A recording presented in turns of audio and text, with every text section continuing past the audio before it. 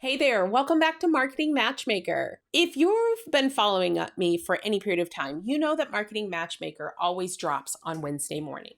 And usually I have recorded this podcast several days, sometimes weeks in advance. However, something that happened this week made me stop and record a whole new podcast to drop tomorrow. So today is March 5th.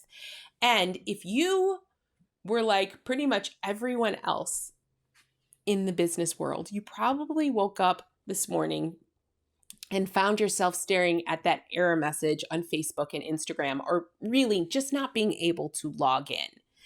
I had a client actually reach out to me this morning asking me what's going on with Facebook. And my answer was, I have no idea, because I didn't. It was down. This isn't the first time that that's happened. It has been several years since we haven't been able to access it at all. However, there are times when social media in and of itself become inaccessible for us for whatever reason. And it can feel like, like you're walking into your office one morning and you find the doors permanently locked with no warning. It's stressful. I've had friends posting about how freaked out they were for various reasons because they weren't able to access it.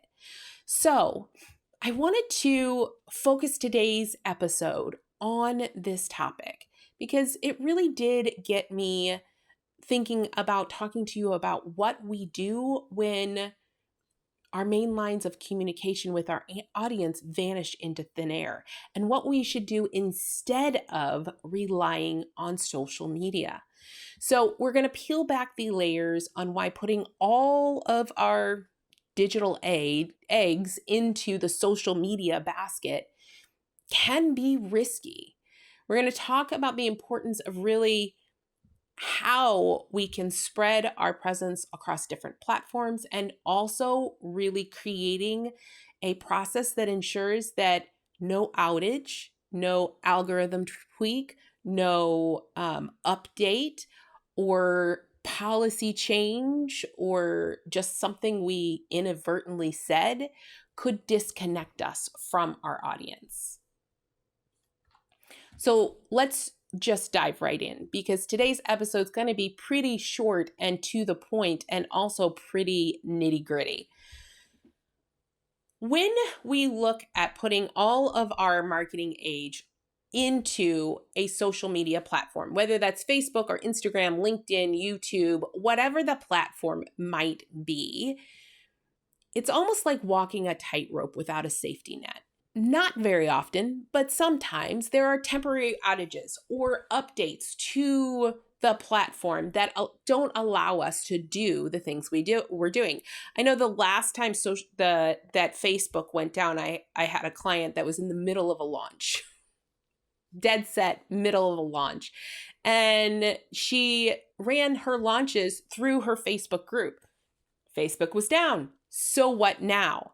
Thankfully, we had a backup. We could pivot. However, not everybody does. A lot of people rely on social media as their sole means to communicate with their audience. And if things like this happen, where there's a complete outage in Facebook, it can make it so that you're not able to communicate with your audience when you need to. Not to mention things like algorithm changes, where one day your post is going viral and the next day you can't even get a like on a post. Understanding how the algorithm works is an ever-evolving process that changes on a dime. So it's kind of like doing a dance in the corner by yourself when that algorithm doesn't push your content out in front of the people we want that to be in front of. There's no warning to this. There's no rules that we are aware of that say, hey, this is what you need to do instead. You just get to figure out on your own the changes that have been made to the algorithm and try to crack the code so that your engagement rates go up instead of plummeting. And then there are things like account suspensions, bans, hacking. Heck, I've had a client who just lost her Facebook password and ended up having to completely forego that profile and start a new one because they couldn't get access to it. So imagine building your business, your community, your entire online presence on these platforms only to one day find out it's all gone, vanished. It happens to so many people. A friend of mine had her account hacked earlier this past year and ended up having to abandon that account and start a new one. It almost feels like starting your entire business from scratch because all of that content, all of that interaction is gone. Not to mention the fact that honestly, the thing about social media, when you put that information on it, they own it. They get to say who sees it and when they see it. And that, my friends, leaves you so vulnerable. These vulnerabilities aren't just hypotheticals, though. They're very real risks that can disrupt our connection with our audience and our ability to market our business effectively. What should you do instead? In the digital marketing world, there is one asset that stands out above all others. It stands the test of time. It stands the algorithm changes, and it is your email list. I know, it sounds so simple. Unlike social media, where your access to your audience can be throttled by the algorithm, email marketing puts you in the driver's seat. You get to control the narrative. You get to control the timing. You get to control the reach. Imagine, if you will, a direct line to your audience's inbox where your messages aren't just another blip in their social media feed. It is that personal interaction and engagement with your brand. The beauty of email marketing really lies in its ability to foster a direct relationship with your audience where you control the communication. You get to almost have a private conversation. You get to tailor those messages to your audience's specific needs and interests at that time and personalize it in a way that can boost engagement and also enhance loyalty and trust. More importantly, you never have to worry about not being able to communicate with your audience at any given time. So that client that I mentioned that during the last outage was in the middle of the launch, that's exactly what we used. Her emails were the conduit we get to use to send an email that says, hey, we need to pivot. Join me on this Zoom link instead of in the group. It made it so that she was able to continue with her launch and continue growing her business, that Facebook didn't control it, or social media, any social media platform. There are so many people that get deplatformed from every social media network out there for sometimes things that seem insane. But when you control the message and the narrative and how and when you communicate with your audience, you're better able to connect with them and grow. Now, I would never say to not use social media. I'm simply saying to use it in a way that is layered into something that is effective for you.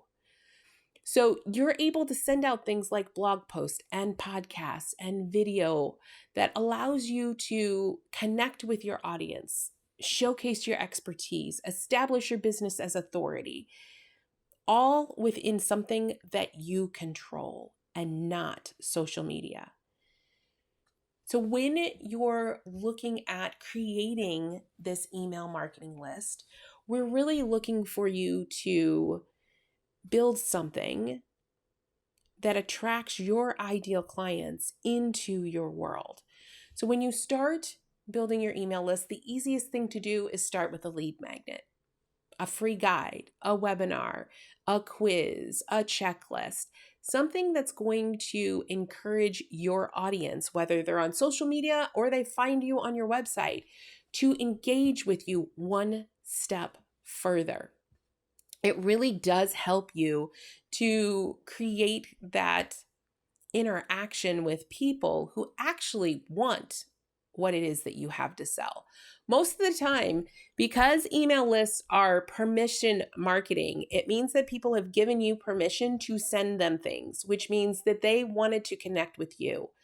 So you're not chasing them, they're chasing you. You can also do things like start a podcast or go on podcast guesting and use that lead magnet to broaden your reach, to bring in other people outside of social media that really can help you to create that connection on an ongoing basis. And while I always say to focus on one or two platforms, I would also say don't put all of your eggs in one basket when it comes to social media. Test out other platforms where your target audience might be active and start engaging over there as well. So if you're really trending on Instagram and Instagram is your thing, maybe don't also use Facebook. Maybe use LinkedIn or YouTube as your alternate because they're owned by different companies. If Facebook goes down, Instagram goes down and vice versa. So if you're using outside other social media platforms, it will help you to continue to build and grow your audience. So if for whatever reason you get removed from your primary social media source, you have the ability to pivot to a secondary social media source.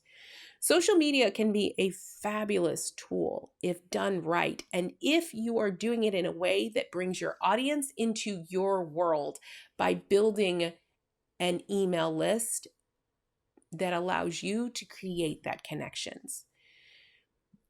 You're not just reducing your reliance on social media, you're building a robust, diversified marketing strategy that will sustain your business through changes and challenges that go on in the digital marketing world, things that we hear and see all of the time. I want to leave you with one final thought. Diversifying your digital marketing presence, it's not just a safety measure, it's really a strategic move to really building a stronger, more resilient business along the way.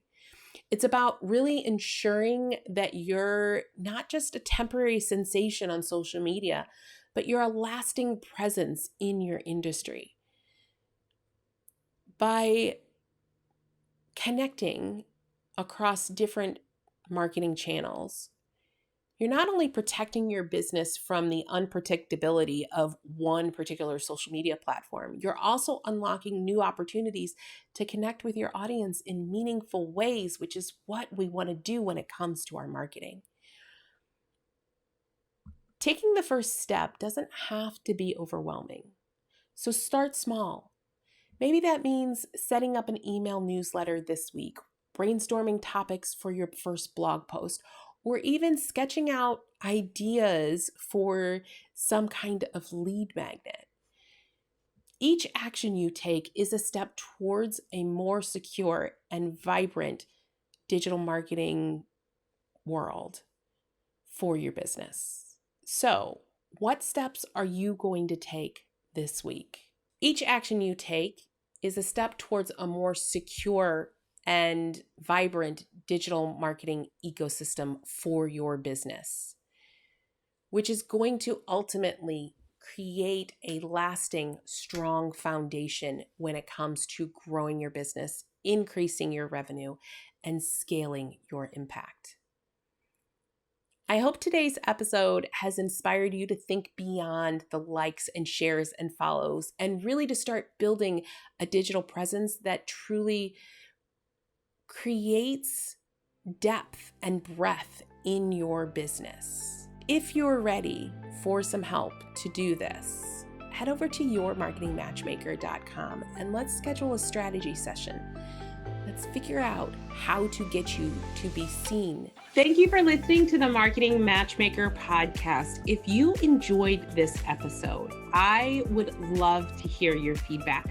Please head over to Apple, iTunes, and leave a review so we can hear from you. And if you are a coach, consultant, or online course creator who are looking to grow your business, increase your income, and scale your impact, connect with me at yourmarketingmatchmaker.com. I look forward to hearing from you.